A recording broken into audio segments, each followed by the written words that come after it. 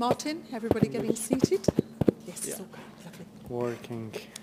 Okay, everybody settled?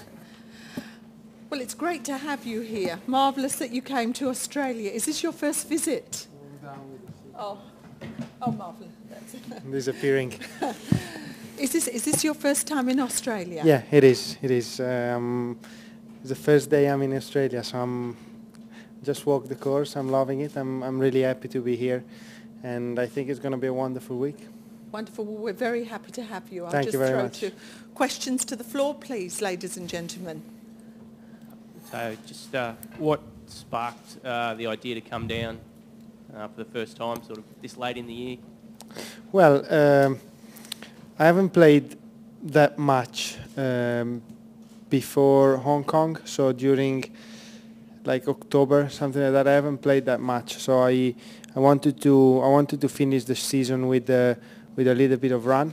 So playing Hong Kong, Dubai, and then come here, and then obviously, you know, I wanted to see Australia. Everybody talks so well about it and says that the course are really special here, and so I wanted to make that experience, and that's why I came here.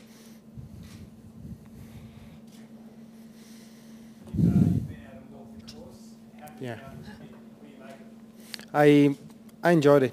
It's a great golf course, old style golf course. I like it because you've got many options off the tee, and then once you put the ball on the fairway, you must put the ball on the fairway to give yourself chances. And then with the irons, you need to have a lot of shots.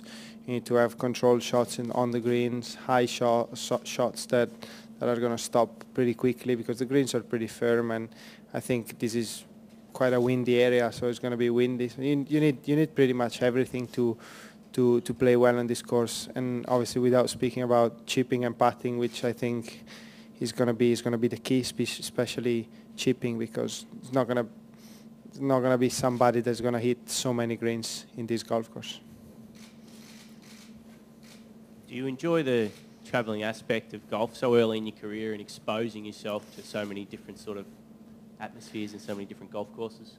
Yeah, I think because it's early in my career, I'm enjoying it more than somebody else that maybe has been doing it for 25 years. So I'm really liking it, and I think this year I've done the wrong decision of not playing that much. So next year I'm gonna play a little bit more and make a little bit more runs like this one. So 3 or 4 tournaments in a row, just to keep the momentum going. So that's what I really need. It's not a matter of being tired or anything like that. I just want to play a little bit more and you know, just enjoy on the golf course and get some rounds of golf. So I haven't been paying so much attention about traveling, and I've just enjoyed it pretty much.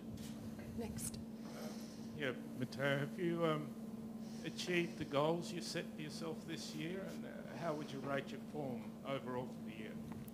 Well, this year has been it's been quite a strange year for myself, because I started really strong, and I won the second tournament in Malaysia, and you know, at that time I had 2 wins in less of a year, and my expectations went high, and I tried to play like a top player's schedule, which was tough to be, you know, it's tough to judge it for a player that is just a year that is a professional golfer. So that was probably the only wrong decision that I made, and you know, I'm happy the way I played it, because I've grown physically and my game has become better. But I know sometimes my mental side wasn't exactly there, and I didn't have momentum, as I said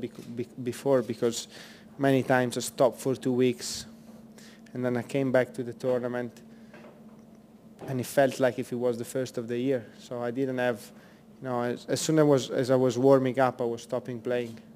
So yeah, I'm gonna make, as I said before, a little bit more runs. I'm very happy with my status of the game, and you know, I'm positive for this week because I've seen a lot of improvement in my game. I became longer.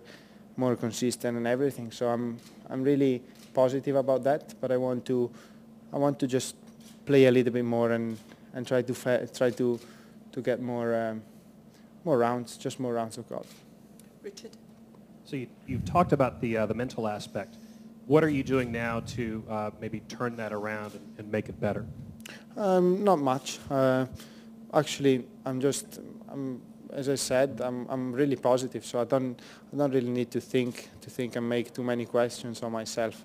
Those are not good things on golf. You just have to go out there and when things go in the right way, you don't even have to think about them. And like, look now, everything is going the right way for him, and he's not thinking about much on the golf course. He's just enjoying it, and everything comes well for him. So that's what it is.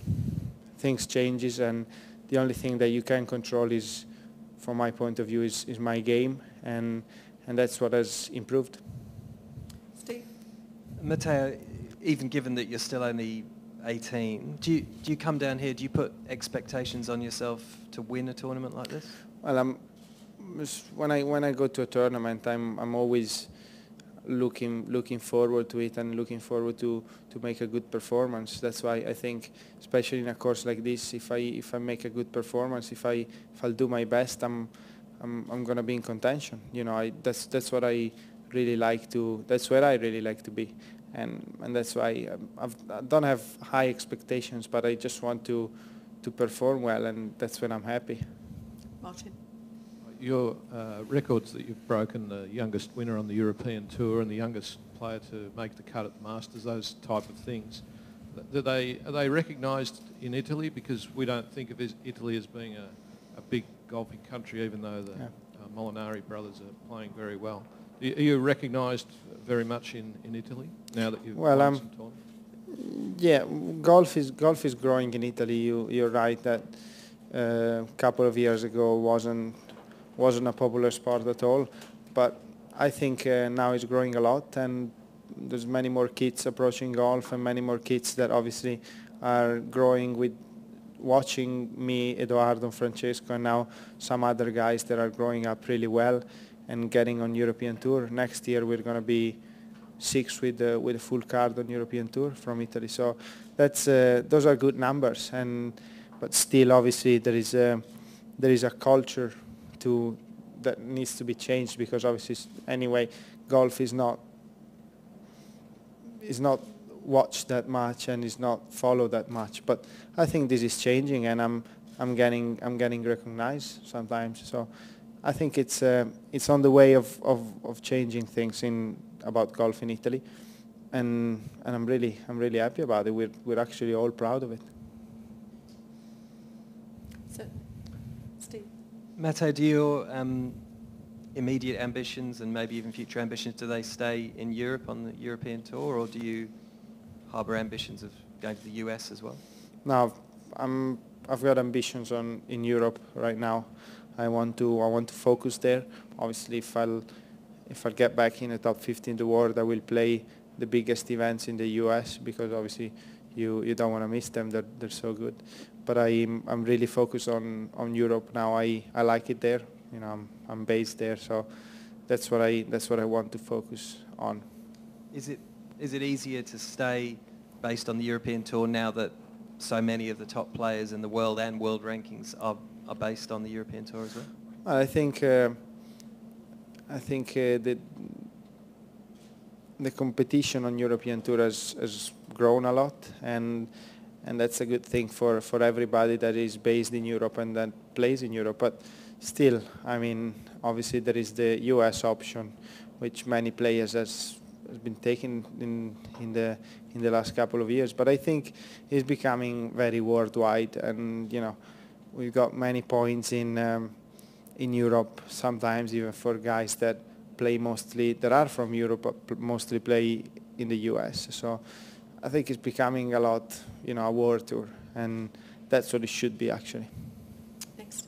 Is your career timeline, I'm talking about winning so early and getting established so early, has that come as soon as you expected or hoped, or is it all still very much come in a rush and very much surprise to you? Yes, it came very quickly, much quicker than what I thought, absolutely. But now, because I passed through this moment of not scoring that well, I realized that was really quick. I realized where I came from, because everything comes in a rush and everything goes well as I was saying before, and you don't really understand really what is happening and where you are. But when you pass through even just maybe a couple of months that you're not scoring that well, you understand yourself a little bit more, and you understand what you can think of what you unconsciously did well in that moment, and what you have to do better. So everything came in a big rush, but obviously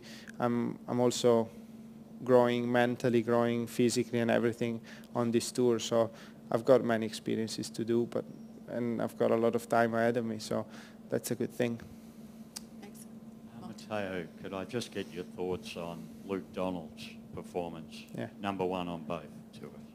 Yeah, his performance was amazing this year, absolutely amazing. I had the privilege to play with him in his first victory when he actually beated me in the WGC in the Accenture, and it was great. You couldn't obviously see from there what he was gonna do, but you could see it was very focused. It was very on the zone, playing really well, not missing much, holding many putts. So it was right there. But that was his first victory after a long time. So I really like to see guys that haven't been winning that much to come that quickly to such a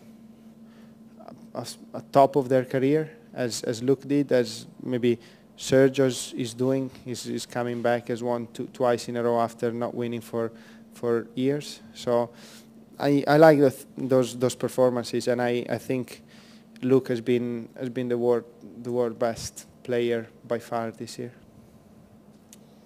So what about the entry into the professional tour as a young man? Is it easier these days when you look at someone like Rory McIlroy, who's still in his early 20s and is making a name for himself? Do you feel like you can walk in as an 18-year-old and be successful, or is it still difficult? It is difficult. It's a risk when you turn professional very young, and I totally admit it, because when I took the decision, it wasn't easy, but I didn't expect anything. That was my point of favorite point for me. It was that I started as a professional, but just because I had a good amateur career, was short, but was successful, fortunately. So I wanted to turn professional, and everything then came perfectly.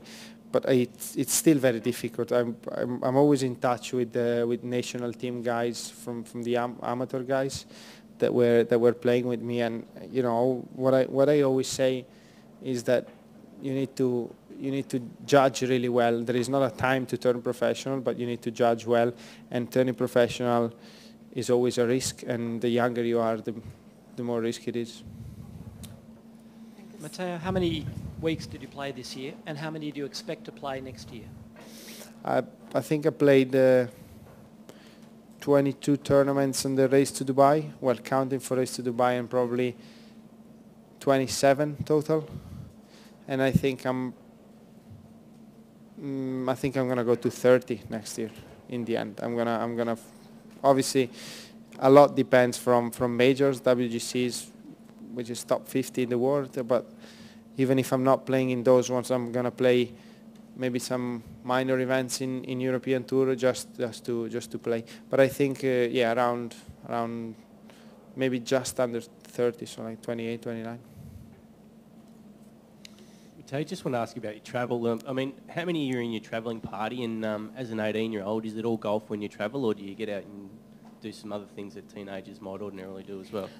Yeah, well, I do them when I'm back at home. For example, I'm gonna spend a month at home after this week before starting the new season. I'm gonna spend it with my friends. I'm a big soccer fan, so I like to go to the stadium, play soccer myself a little bit. But just normal teenager things, as you said, because you need to get out of the big, I don't want to say pressure, but anyway, sports gives you pressure, and you're tense when you're playing so many tournaments. So you need to just relax and do your own things, the one that you always done. Okay, ladies. Oh, sorry. AC Milan.